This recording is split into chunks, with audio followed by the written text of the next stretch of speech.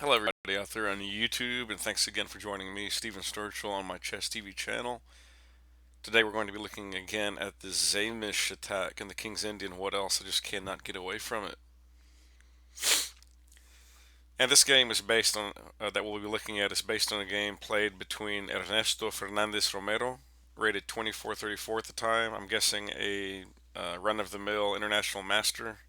I don't mean he's run of the mill, I just mean his rating is a rather typical rating for IMs. And he played a much lower rated opponent in Marcos Camacho Collados, rated close to 2100, we'll say. So between Class A and approaching an expert strength, beginning to approach and tickle the candidate master level, which is just a little bit higher. So a little homework left to be done. Marcos, but good job. However, of course, as is usually the case, much higher rated opponents usually end up winning their games against low rated opponents. It's very rare that you see the reverse. It does happen, but in very, very small quantity. Okay, this was played obviously in the Samisch and in the Lorca Narciso Yepes Open in 2006, which I believe was in España, Spain. So, anyways, let's look at the game. Opened with c4. Just show that for knight f6, knight c3, g6, e4, getting a temporary Maroxy structure. I think one guy told me it's actually pronounced Marochi. Uh, if anybody out there knows if that's true, please shoot me a little YouTube blurb and let me know if Marochi is the ethnically correct way to say that. It may be, I don't know. I've always heard it pronounced Maroxy or Maroxy. Anyways, d6, d4, bishop g7, and f3, of course. I kind of believe there is such a thing as a Samish delayed, where f3 is played much later, or in some cases not at all, but that's not a debate for this excerpt. Castles and g4. And again, the computer doesn't initially think this is a good move, and it shouldn't be, and for the longest time, it's been maligned and looked down upon as a patzer attack, as an amateur attack, as someone that doesn't understand deep positional structures in the King's Indian. I'm here to tell you guys that is not true. This is a lethal attack. Black Knight reroutes, as is very common, to d7. If we look at why, well, because in a few moves, he won't have this square, he won't have this square, he certainly doesn't have that square or this square. That will leave him either e8 or c7. So in this case, he goes to c7. I mean d7, excuse me. H4. And I'm sure many of you have seen this, tried at the club level. Maybe not. Maybe it's something new for you. I don't know. And c5, principled move, typical. d5, closing the center. Not always, that's not always in vogue, but here it's important because we want to buy time only for one thing, guys, and that is to bloody attack on the king side, on black's king side. That's it. That's all we want to do. We don't care about, you know, right now too much about piece development. We don't even care about the king's safety because there's no attack on our king. We want to do one thing in this position, and that is crack the black king open and absolutely cripple his structure permanently. A5, and again a typical principled move in the Samisch. And as is often the case, the black knight on b8 will come to a6, etc., etc., and then there's going to be ideas of pushing b5. Okay, but we don't care about any of that. We're going h5 instantly. Tickling that pawn, obviously, on g6, knight a6, queen e2. And that's a weird looking move that even the computer did not like, which doesn't shock me, but well, if nothing else, it's, I suppose there's ideas of coming queen h2.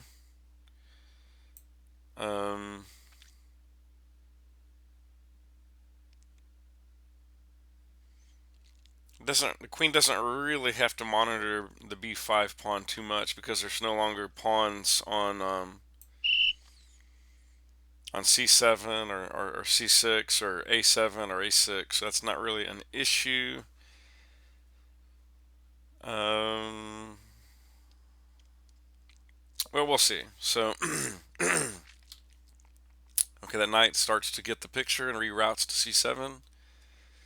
Or I should say black gets the picture and reroutes the knight. H takes g6.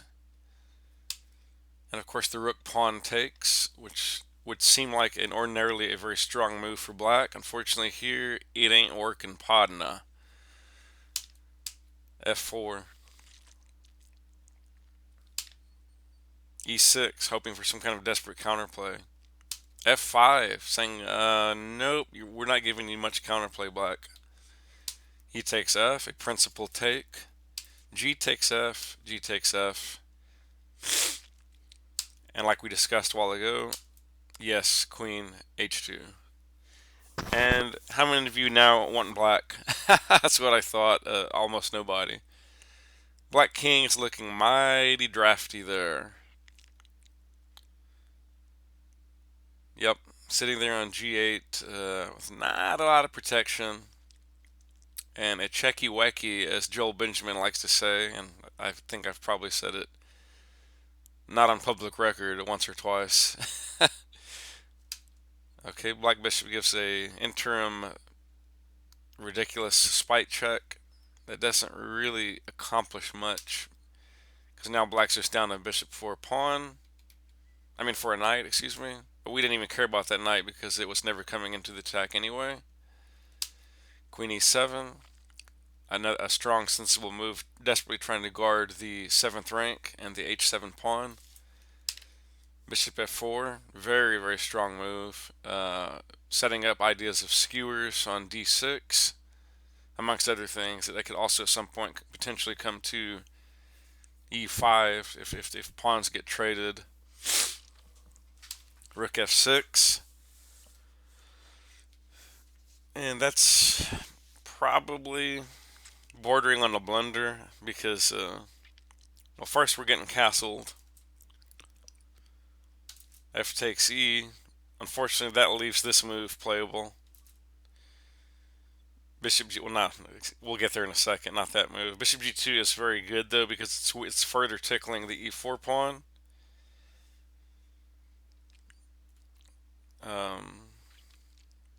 Yeah, because that bishop's just not doing much on the F1 square. Knight up to F8, and now Bishop G5. Pin it to win it. Black bishop comes to F5. And I think actually it was already giving Rook F1 as a really, really powerhouse of a move, so that's probably better. But Queen H4 is to the point as well. Other black knight comes to E8. And now Rook F1. Knight G6. Bishop takes F6. Knight takes F6.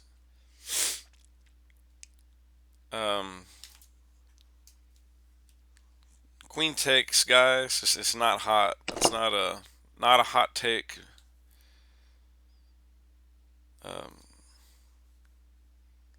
Least of all, we certainly still have this shot, which is not comfortable, is it? Now that knight's getting involved. And now we get this pin. And now black is simply down a full piece, and black's king is miserable, wide open on the prairie, sitting there on f8 like a duck. I think it's duck season. And something like this.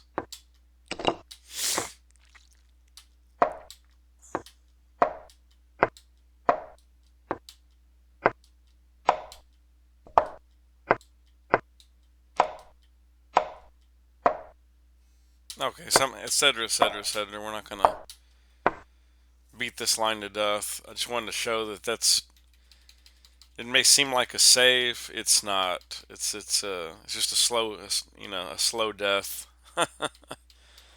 Shouldn't laugh about that, but okay, in the game, so queen scoshed up instead after the knight took to g5. A very crafty, sneaky sort of move. Black knight goes to d5, and we do not take yet. We smash that pawn on f5 with the rook. Queens come off, rook takes, knight is pinned, king gets active to c2, bishop to e4, knight b4 check, king to b3, a4 check, king a3, rook a5, knight f3 getting active,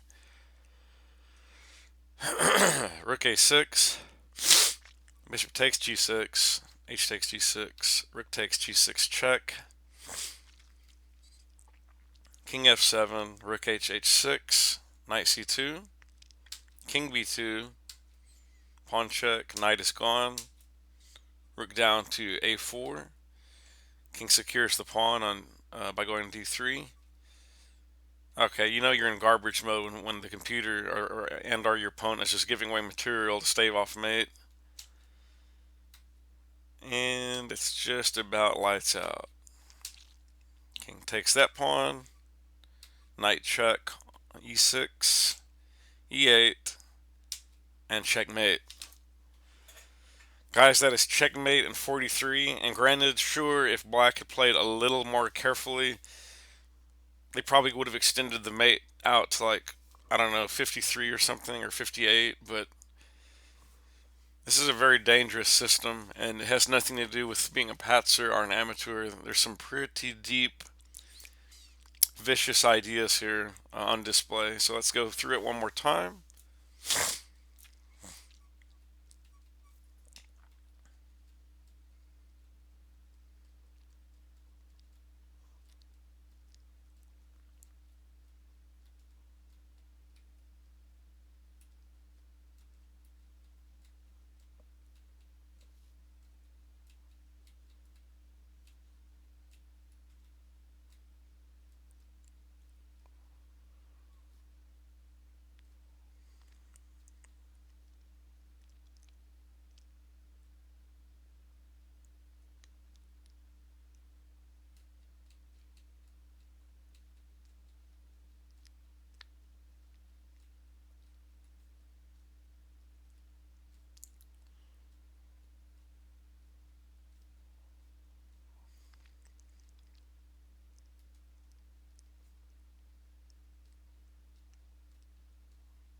Some beautiful in-game technique on display here, guys.